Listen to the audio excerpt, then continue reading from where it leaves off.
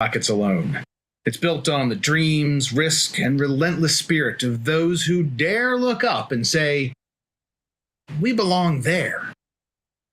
For over 30 years, the Space Frontier Foundation has been a home for these visionary, radical, action-oriented individuals. Hear their stories, learn how space was shaped, and revel in the revolution of commercial space pioneers.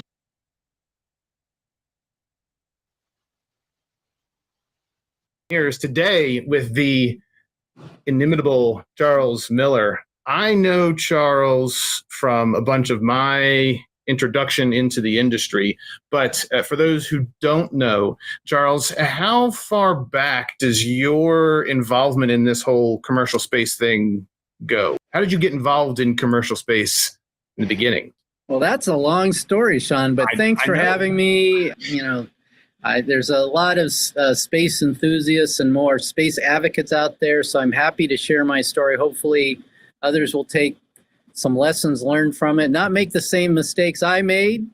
And I love the saying, make new mistakes. So share the history here of all the failures we had and the learnings I developed. And hopefully you'll make new mistakes, not repeat the old mistakes of the past. So I think this is a great service you're providing. It really started as a founding story, and it goes throughout my life. And I'll tie this back to that on occasion, is in 5th grade, I kind of, in hindsight, had a little bit of an existential crisis. I don't know if it's a real crisis, but I was like going, why am I here? What's the meaning of life? Why is my consciousness in this brain and not over there in that other person? And it's like, this is weird. And it just came to me, well, the answer is you're here to do something great, right? And it kind of resonated. My whole body kind of like, it was like, that was true. I'm here to do something great. And so what I realized in hindsight is I became a missionary in that moment, that I'd made a decision. My life was here to do something great. And then I just had to, what the hell did that mean, right? What mission was I on to do something great? Every decision I made, in the next 50 plus years is like, well, if it isn't about making a difference, doing something great, then I was just completely non-interested in it. And all my decisions from then on were out of that decision that this 5th grader made, just out of the blue. It just came to him. I didn't choose. It was just it was true, and I chose it. And so I loved space. I loved science fiction. I read all the classics. Probably the most important to me was Heinlein. There's Asimov and Clarke and Niven. But I love space, and I wanted to be an astronaut. I went to college for that purpose. And before we get to college, hold on. You have to do something great, and you like space. What were the other things that you, as this 5th grader who now has this manifest destiny thing that you have taken on, what were the other things that 5th grade you was thinking about on how you were going to do something impactful? Like, were there other things? Well, there are other things I quickly discarded. So I was good at chess, and I loved chess. In 7th grade, I went to some tournaments, and I did pretty well. I won a small prize, but I saw all these other chess players were so much better than me. I said, well, that's it. I'm not interested in that. I'm not going to be great. And I was just like, my mom just like didn't understand. It's like, well, no interest in that. You quit chess, you did really well, and then you're like, yep. But it wasn't great, right? So, okay, good. All right, so what was okay, move on, next thing. So I was constantly pivoting. And so this is that's a great way of, Sean, is like I pivoted quite a few times in my life in space. And it goes to mindset, right? And I know you care about that. It goes to mindset is like, what is your core reason for being? If your mindset is focused on something truly big and audacious, and you can have setbacks, but those are just short-term, near-term setbacks you learn from. It's like you do something different. You pivot. Entrepreneurs call it pivoting, right? Yeah. But if you have that mission, it keeps you going, and you just you learn from it, and you pivot and do something different. Okay. So, all right, good. So there were different things you were trying, and they didn't resonate. They were nice. Right. And so I love space, and I was thinking at the time, and this was the paradigm everybody was in. If you love space in the late 70s, early 80s, and I graduated from high school in 81, you're going to be an astronaut. And there's this thing called the shuttle. It was a reusable launch vehicle that it was gonna open space. It was the future. It was the leading edge of breakthroughs in space technology. And I decided, well, I'm gonna go an astronaut. I'm gonna go fly in the shuttle. I had to choose between going to the Air Force Academy or being a payload specialist, a scientist, and I chose the latter. And I decided to go to Caltech, which was the best, from what I could tell, college in the country to be a scientist or engineer. I went to Caltech, discovered another thing was like, I was naturally good in math and science, but I wasn't great. I met people who were great, and I also wasn't, I actually learned that I didn't like the doing of math and science. I actually liked much more interacting with people, policy, business, those types of things at the intersection of policy and business and science and tech. Learned I was great and I was very good at. Okay. And at first it was with policy. And so I was at Caltech and trying to figure out, well, what I was going to do. And it was actually my freshman year, my best friend he told me about this thing called the L5 Society. I go, L what? L5. And he said, you got to check it out. It's just like these really big ideas about what you can do in space. And I checked it out and it just, it blew my mind. This was greatness. This was something that you could set your life to do something great for humanity and spread life into the cosmos. And it was based on fundamental first principles on the physics by Dr. Gerard O'Neill. So I didn't run into O'Neill's ideas until late 1981 and through the L5 Society. And that the fundamental first principles is you could build large-scale settlements in space built on top of the foundation of large-scale industrial development of space, right? And there's these businesses, including space solar power and tourism, and I was just like immediately captured by the big vision and the ideas. And so at Caltech, I started the first chapter of the Caltech L5 Society, started inviting people to do that. So I just got into space activism because it would just capture me. Like, this was what I wanted to do. There's no question. I was doing this. It was like a light bulb.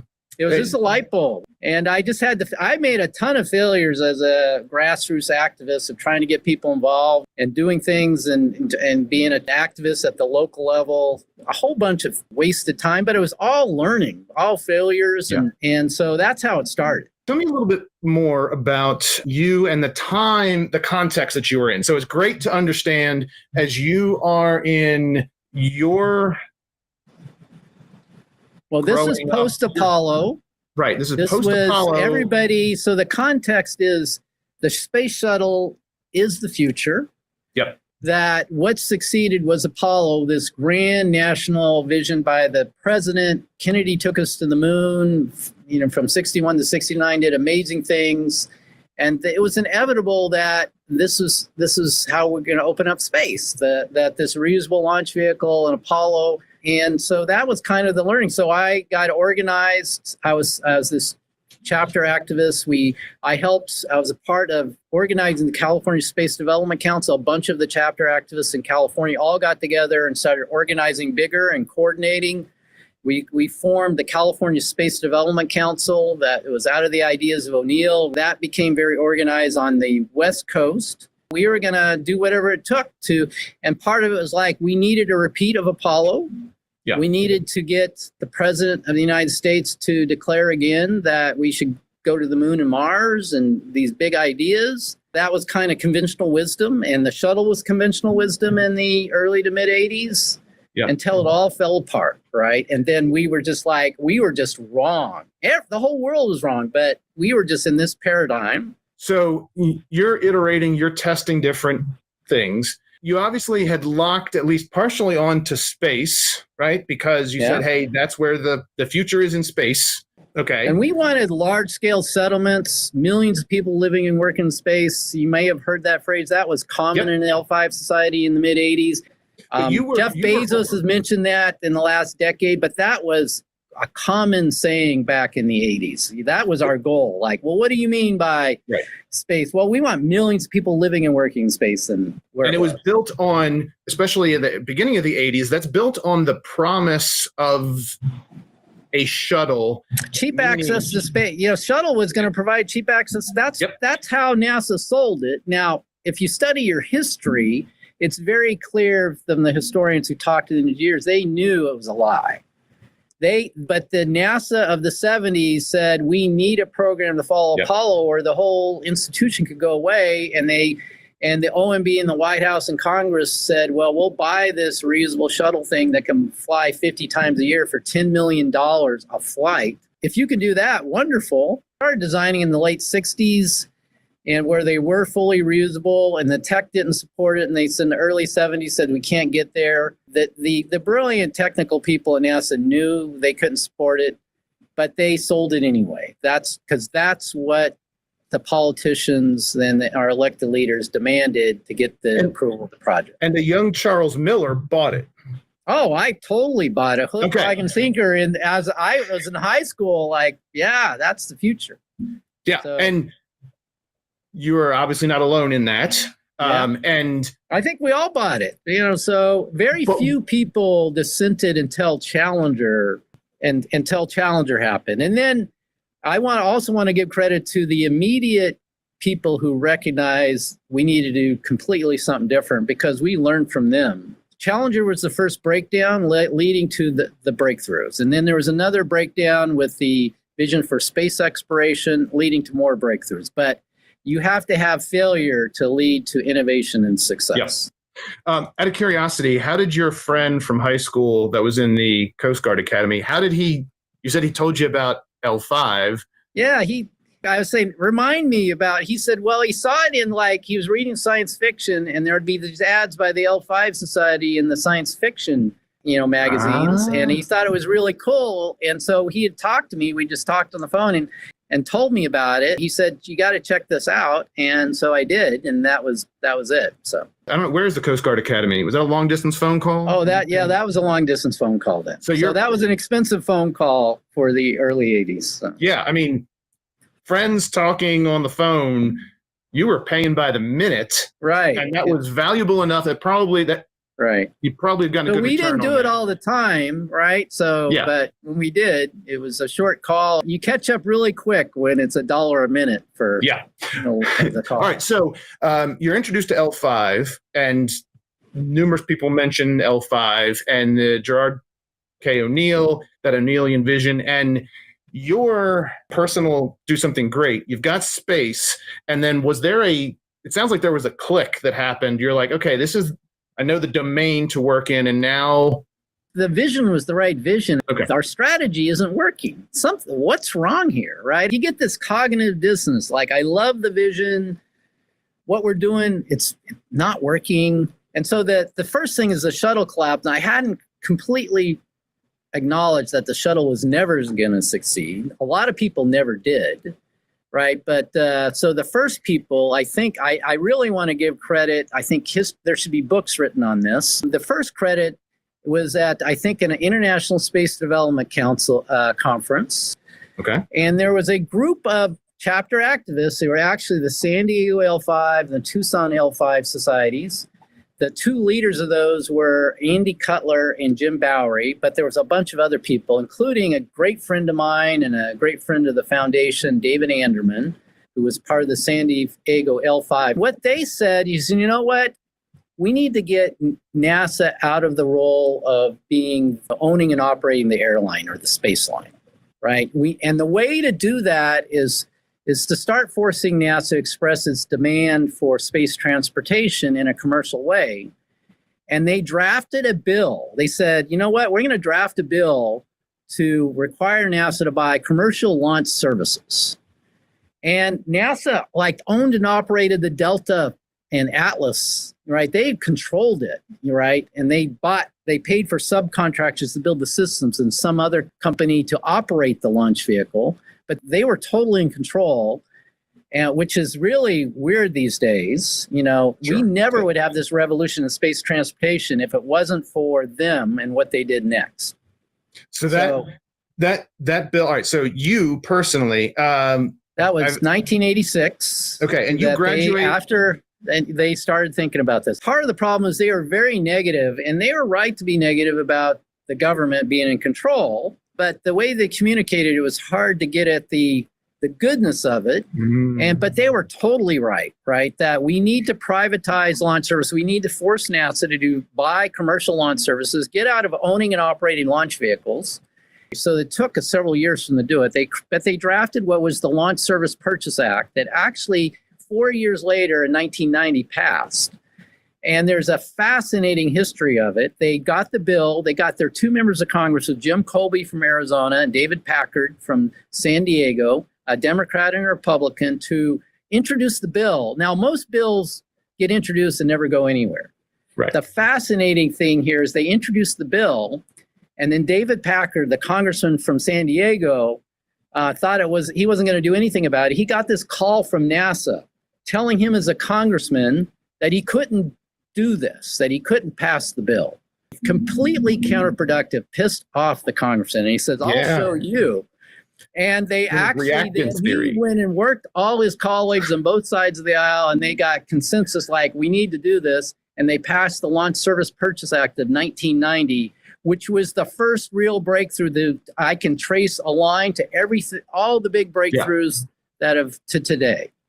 So that was the beginning of the Launch Service Purchase Act. And it was very clear that General Dynamics and Douglas with the Delta, General Dynamics, the Atlas, reinvested in those launch vehicles, started operating and started selling them commercially, and it was having its desired effect. They privately invested in the next generation of those vehicles, and it had an immediate public, real impact. I wonder who that NASA person was that made that call. I don't know if I don't know who it is. Now, Courtney Stadd was also a entrepreneur at the time in the early 80s. He got personal calls telling him, there was zero interest from the U.S. government, NASA, in supporting private commercial launch entrepreneurs. And in fact, they did whatever they could to stop it. It was a threat. So, and this, the creation of the world that we live in now did not happen overnight, and it took a whole. It's like changing the direction of an aircraft carrier, right? Yeah. It's slow, and small changes back then have resulted in continual effort to huge changes today, and we still have more to go. So we now have the context of late 80s. So I didn't recognize it.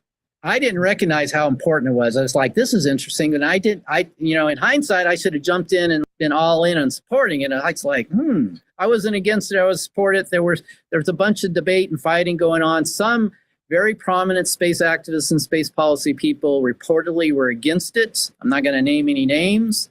Others may, but I just didn't recognize it. And then the vision for space exploration happened. We got what we asked for. The President of the United States, Bush 41, made a big announcement on the vision for space exploration that we're going back to the moon and Mars. And he directed NASA to support it. NASA came out with this $400 billion monstrosity about how and go back to the moon and Mars that was completely, and Congress said that's dead on arrival. There was no interest. Right. And as space activists, my friends Jim Muncie and Rick Tumlinson and Bob Werb at the Space Frontier Foundations and others there, Tim Kiger and Elisa Sisti-Wynn, had done this big petition drive. We got what was actually completely predictable now, and it was dead. In California, we were doing our thing, and half a dozen people for the Space Frontier Foundation. There was a dozen plus people from the California Space Development Council, fellow travelers. We were like, oh my God, what do we do? This is, a lot of people quit then. A lot of people just gave up then and went on and stopped being space activists. I didn't quit, but I was out of answers. I didn't know. Okay. This is like 1989, 80, 90. I was out of answers. I was like, I need to take a little bit of break. I don't know what to do. I don't know the strategy or tactics. I know our current strategy. I have the vision. I'm still committed to the vision. The strategy and the tactics aren't working. I need to take a break and just think about it. And that's what I did. I took a 2-year break and did something different. And that led to the breakthrough. It helped me think it through. Were you full-time L5? I was all my How are you paying Well, I for your actually bills? worked at the National Space Society for a little over a year as the administrator, as number two. I was actually working for Indian tribes in California at the time. I was paying my bills working for Indian tribes. I had managed one of the International Space Development Conferences in Anaheim, the 1990 International Space Development Conference. I pulled together a bunch of people. I gave Bob Zubrin from the Mars Society his first big venue to pull together what became the Mars Society, the whole vision and strategy that he laid out, and put him on like the concluding. So I'd done a number of things, but I was really out of ideas, and I was paying my bills by being a consultant for small tribes in California. I was helping them. I was paying my bills and helping local small tribes, Indian tribes in California, with their problems. And so I just stopped doing space stuff.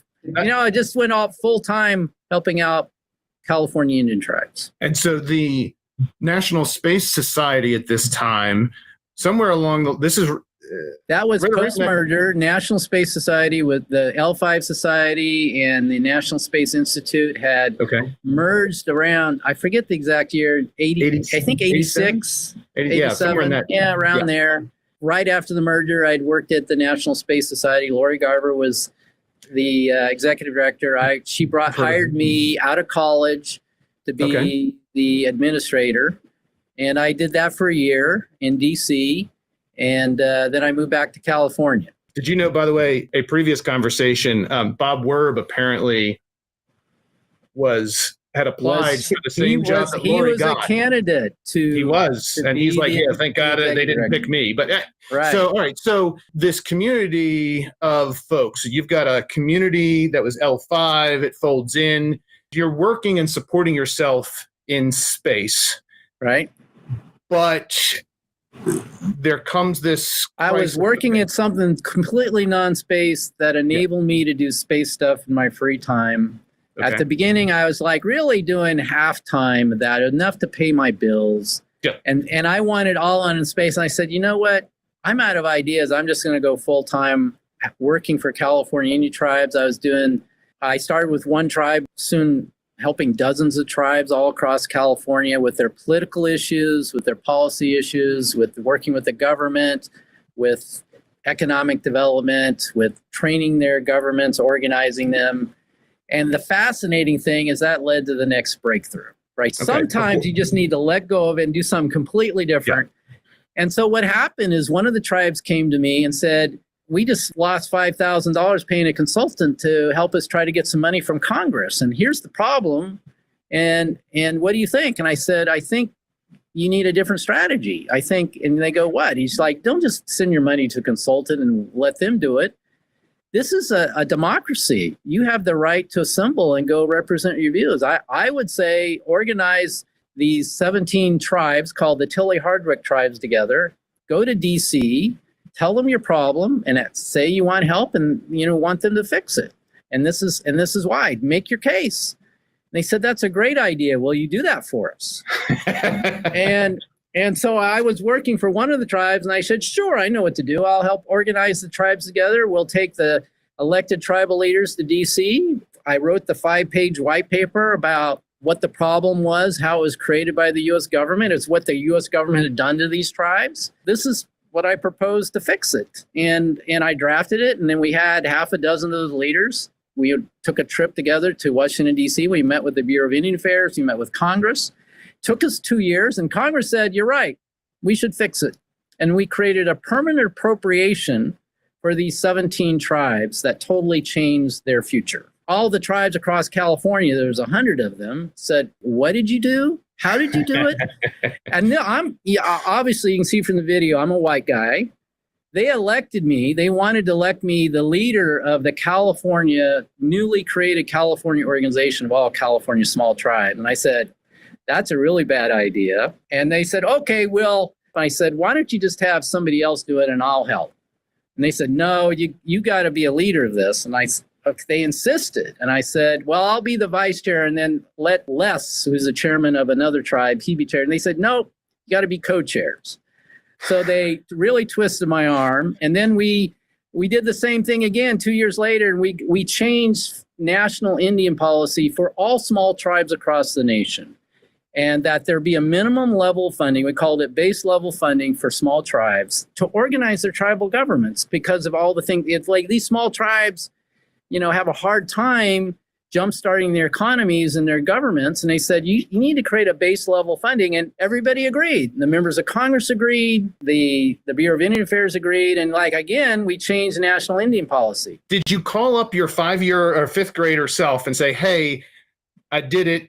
I have had a great impact. You know what? When the first time it was a memorial, I was all by myself, and I've heard that we've gotten this $1.7 million permanent appropriation for 17 tribes, and that every tribe would get $100,000 a year. I actually went and bought myself a drink. I still remember the moment. It resonated. It still sticks in my memory. It's like for the first time ever, I did something that made a real difference.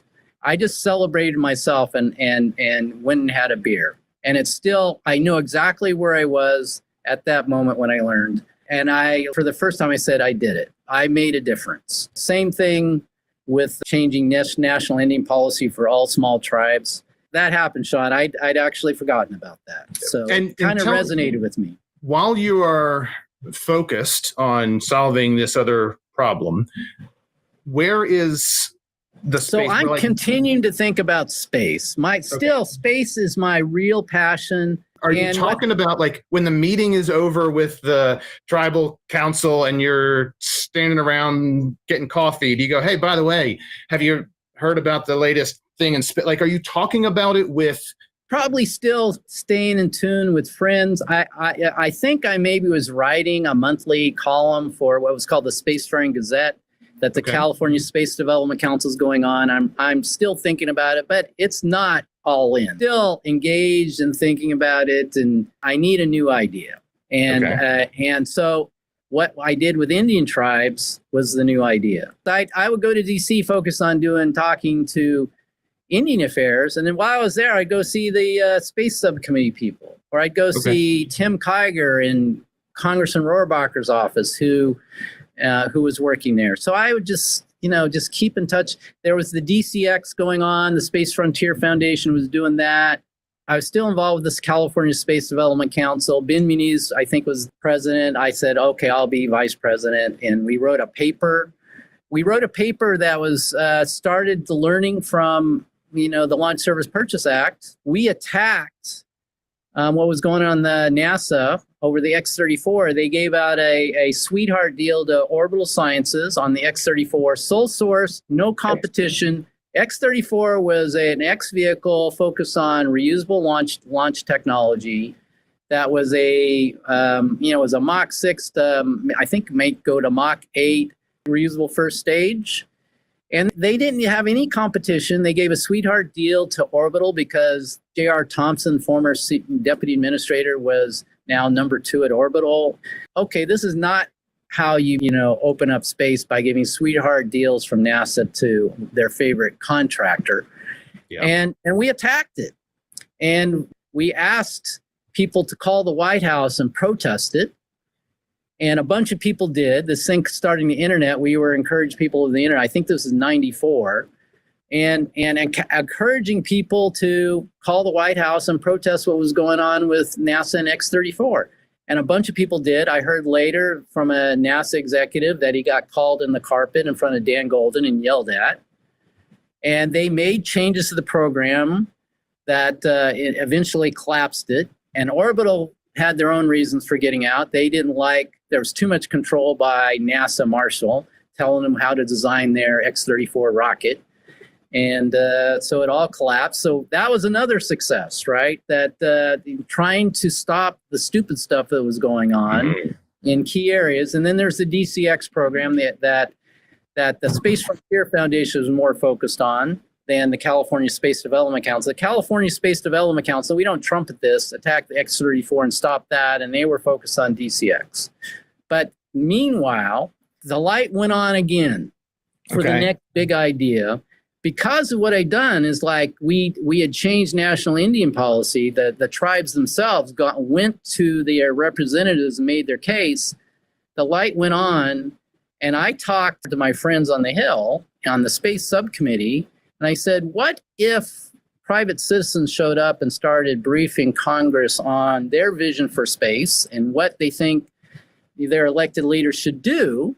And what if we, and at the time, the space subcommittee staffer said, well, that's a great idea. By the way, we could give you the committee hearing room for the science committee hearing room, and you could hold an event.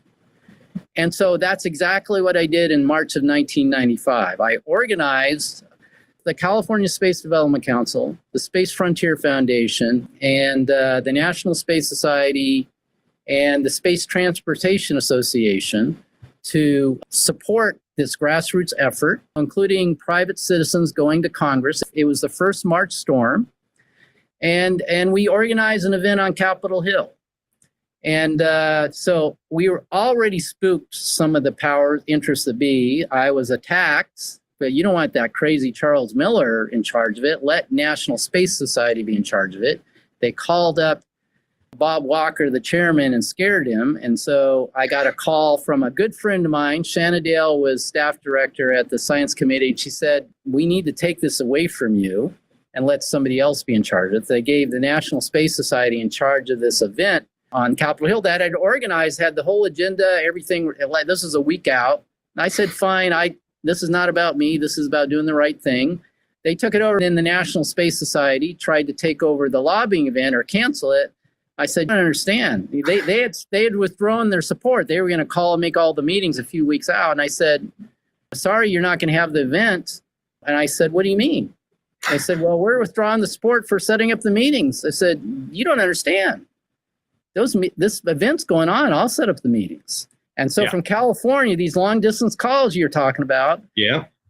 My support staff made all the calls. We set up 52 meetings 2 weeks out for people to go have meetings. And so this is where the missionary takes over, right? It's like, what do you mean? I'm not quitting. I just put all my clients, Native American tribes, on hold. I said, I'm taking the next few weeks off. So, we'll get back to you. And we had 8 other people join me in DC for a week. And we had 52 congressional meetings in March of 1995. We had the events, went great. Newt Gingrich spoke, and he laid out for the first time we should privatize the space shuttle. Shocked everybody. I think he just become Speaker of the House.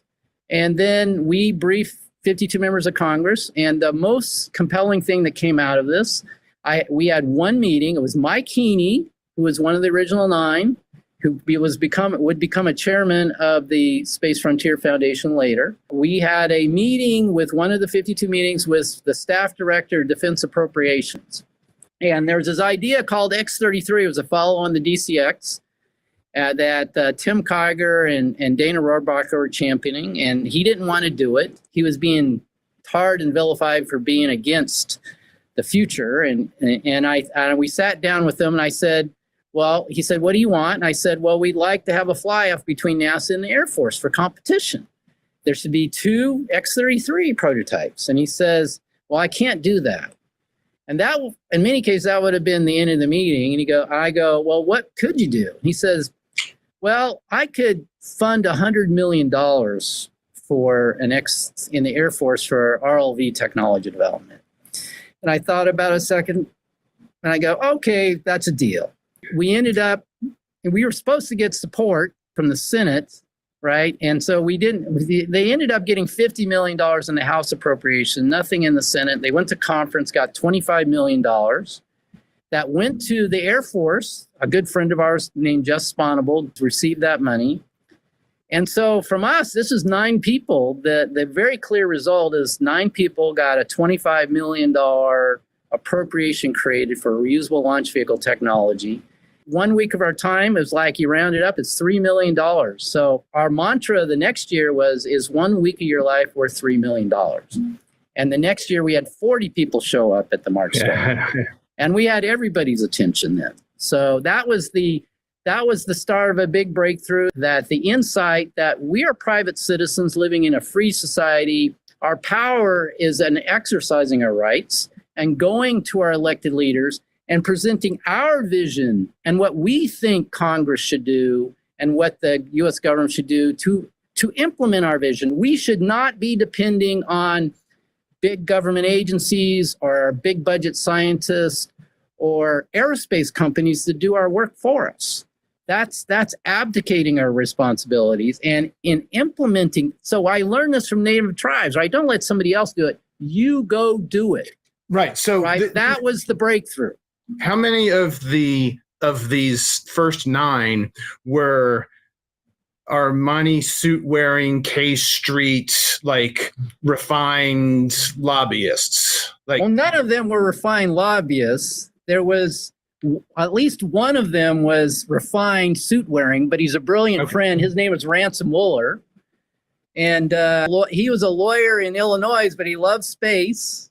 And so he got involved, and he actually got lobbied by the National Space Society. What, are you sure you want to do this with this crazy Charles Miller guy? And he was like, he told me all about it. And he had a great time, and we had tremendous results, right? But there's always pushback. Like there's always somebody threatened by it.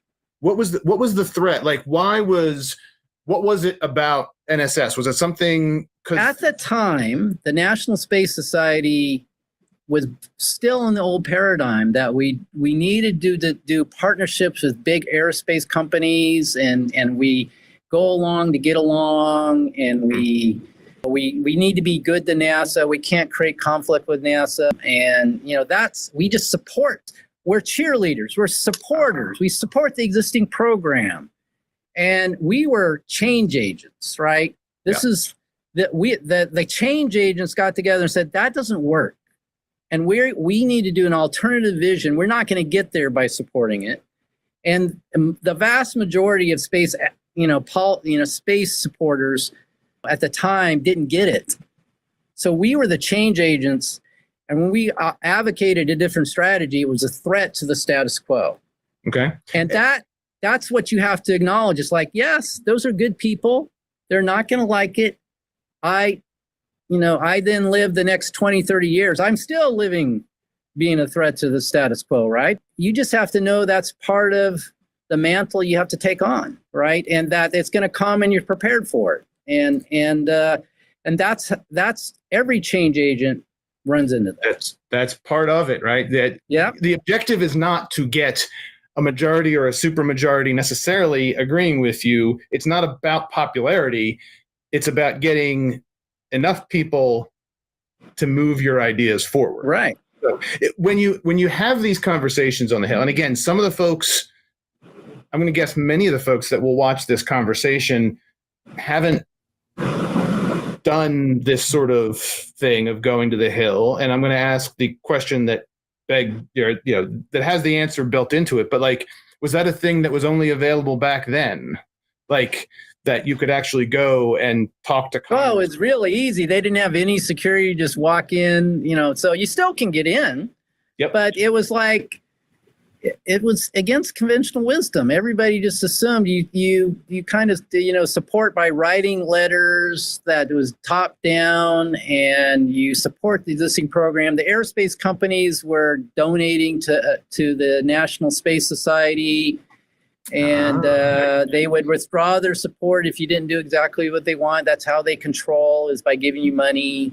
And they control the narrative, and they influence you quickly, subtly through, I don't want you to do that, right? And there's always strings to the money, and so that was all part of the problem. And they have their lobbyists go to the Hill, and they control the communications. And so if there is not an alternative view, it takes a while to break through the noise. You have to do it consistently. You have to have a powerful, effective message in the first place. You have to have your arguments all lined up. You have to know what you're talking about. But if you have a powerful vision and an effective message, and you deliver it consistently, and you give them something specific to do, and give them the reason of why they do it, the vast majority of people in the Hill want to do the right thing, right?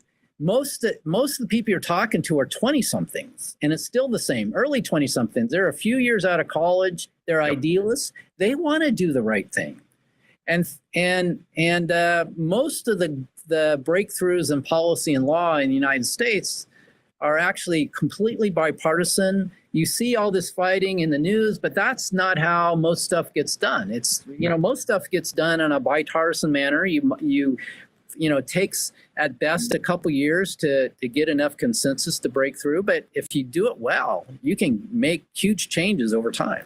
Yes. And you don't have to be a experienced space professional to be able to do this, because at the time you were doing this for the first time, you weren't the Charles Miller that you are now. You were the younger version who was like, hey, let's just go and talk to people. So I think... Well, it's just like being an entrepreneur. It's like when the first time I did it, we didn't know what we didn't know.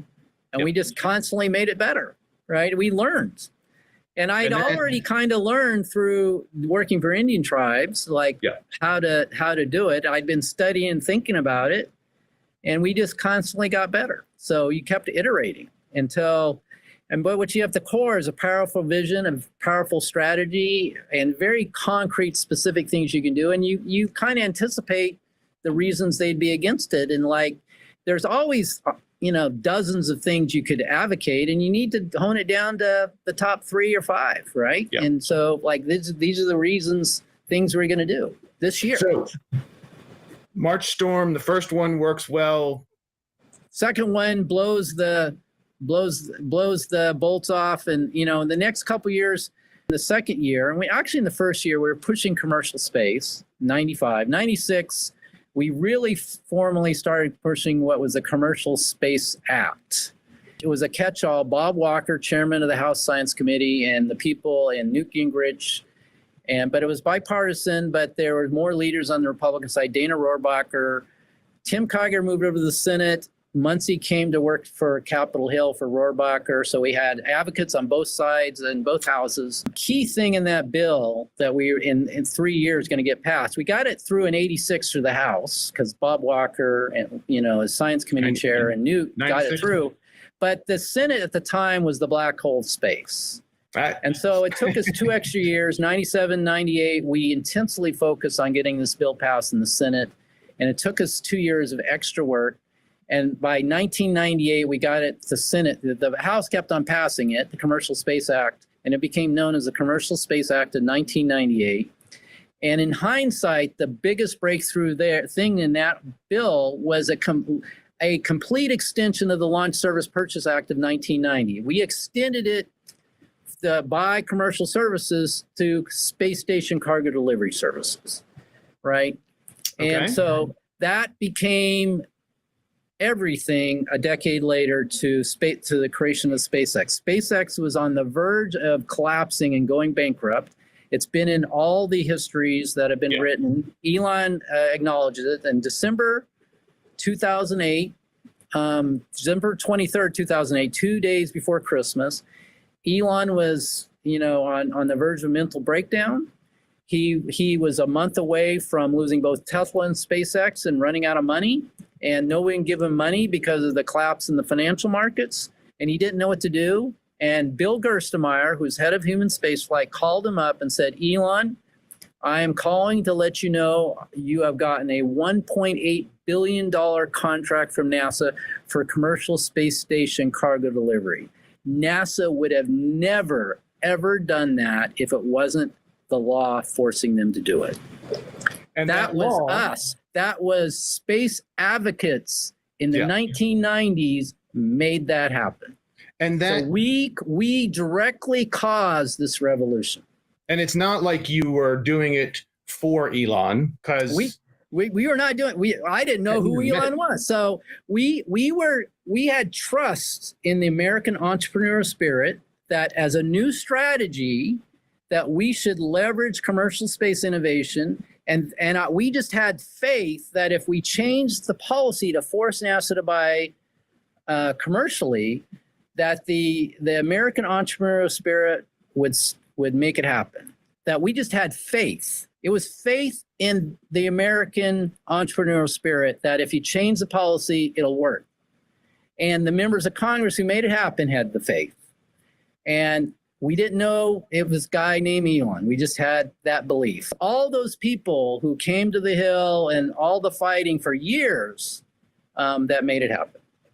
And that lesson is one of the ones that's really important, because as people enter into this industry, we can see that, oh, okay, it makes, if you dial a high enough level, you go, okay, well, we had the big rocket, then we tried the shuttle, and now we have these other rockets, and it just makes. We still have the stupid big rocket. That's another story. Yes, but like it seems natural, and you can just be like, okay, sure, that's the way things are done. But the fact of the matter is, we can benefit today from those things that were laid. Yeah, but there's more still to be done. There's more to be done. So it's just an extension of everything we've done that's worked very well, right? So this is the time, since a lot of space frontier advocates are listening. So this is about the time, 1986, after the second March storm, and it was hugely successful. That's when the California Space Development Council and the Space Frontier Foundation, who had been working together, the foundation had supported I was still part of the California Space Development Council and a leader there. I was the president. And we had other National Space Society people they hated the success we were having. They wanted to come in and vote us out of the California Space Development Council.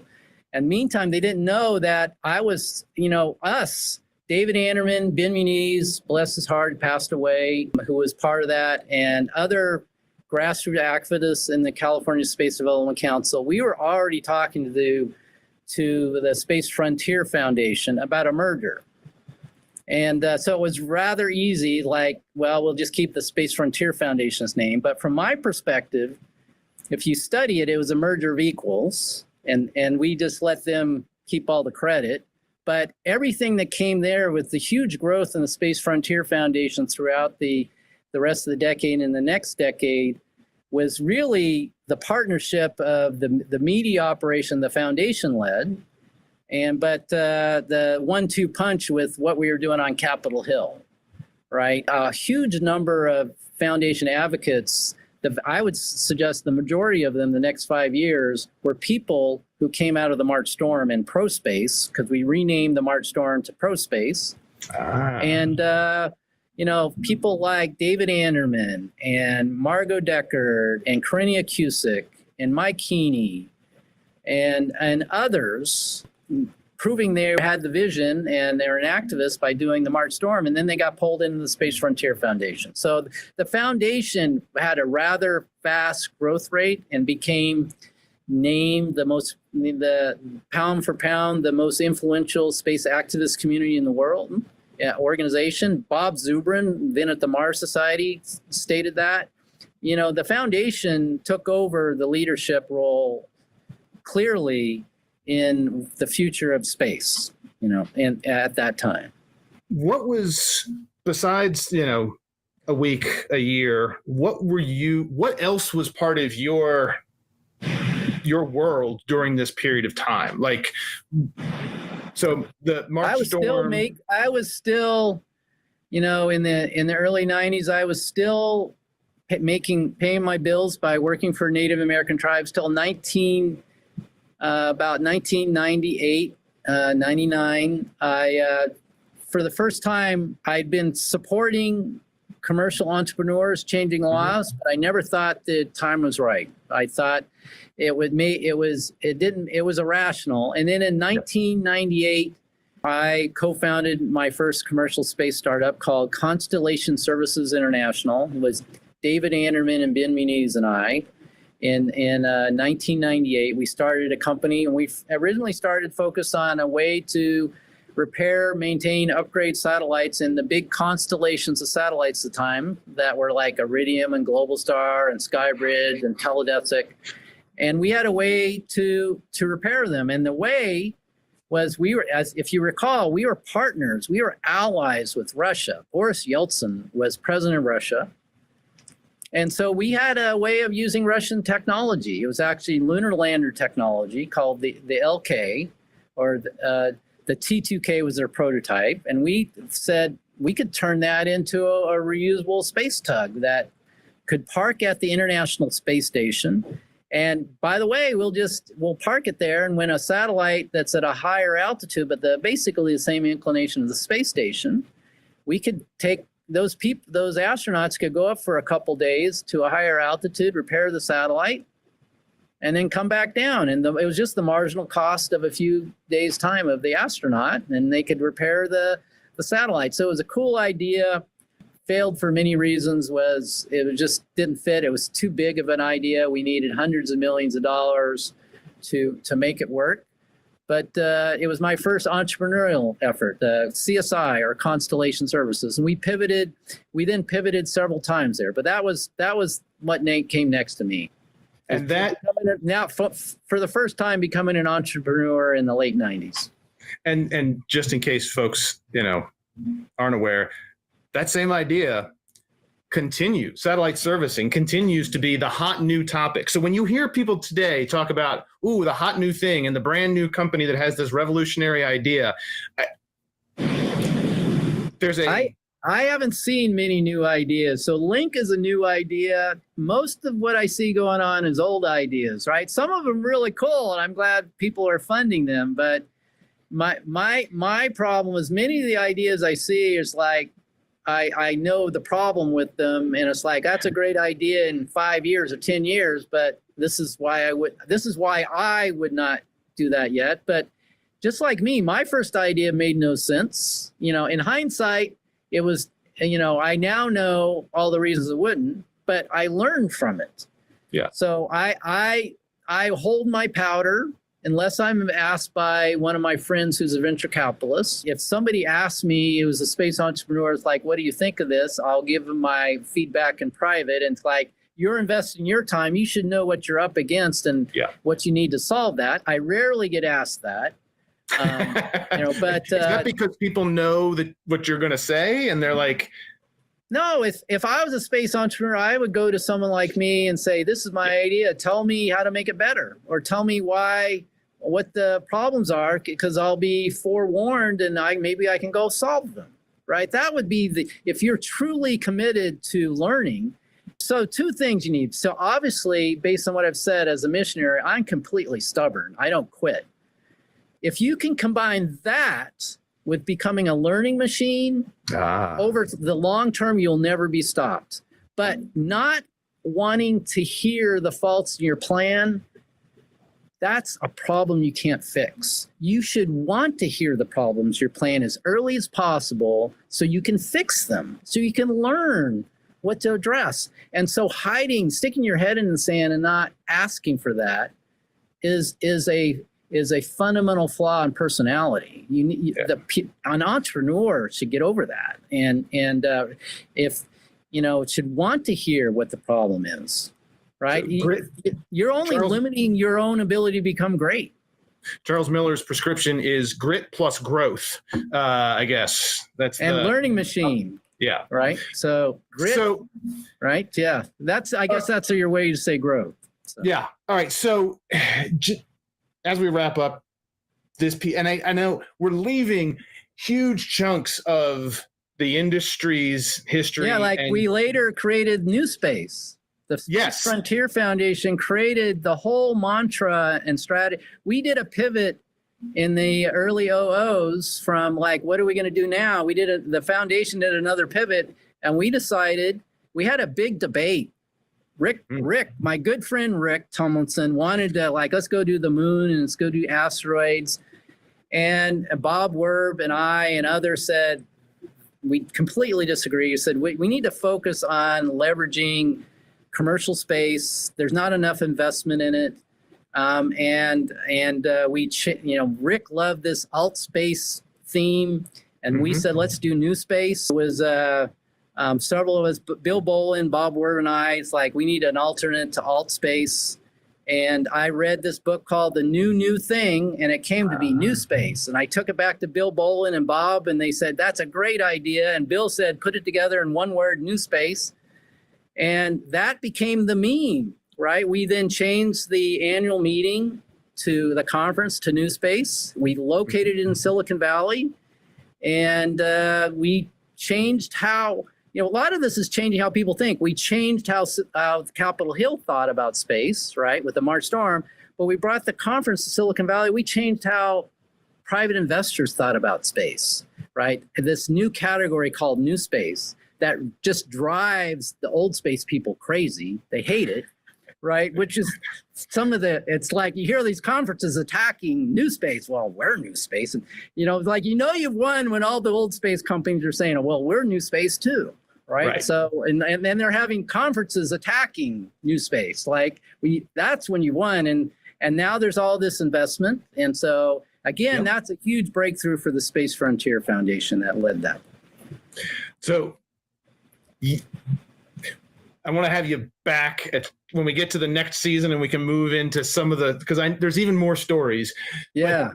But do me a favor, as you wrap it up, tell me how that doing something great then fits into kind of what you're doing now, and how much have you met that objective that you set out for yourself? Well, the great thing about Link, so I when I was at CSI, we were watching the inflection point called small satellite revolution.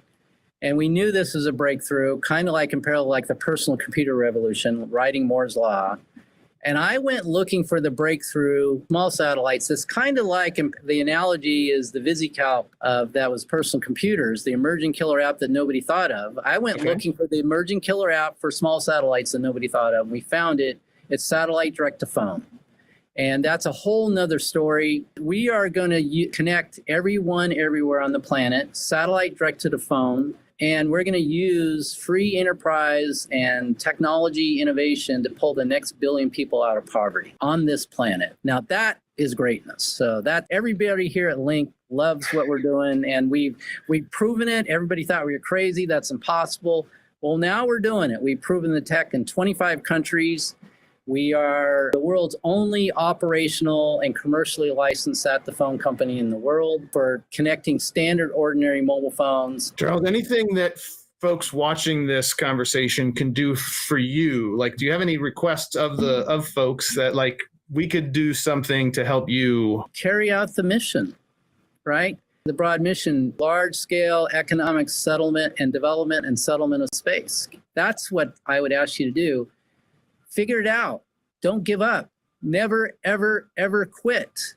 If you fail at something, learn from it and try something different. Figure out what didn't work and do something different. Carry out the vision. That's what I would ask from this audience. All right. A simple task. Just do it. Just do it. Yeah. Charles Miller, an advocate of the Space Frontier Foundation, a clear pioneer, one of the people who actually laid the tracks that led to the space world that we enjoy today. Thank you so much for your time and for your wisdom and for your service to the frontier. Thank you, Sean.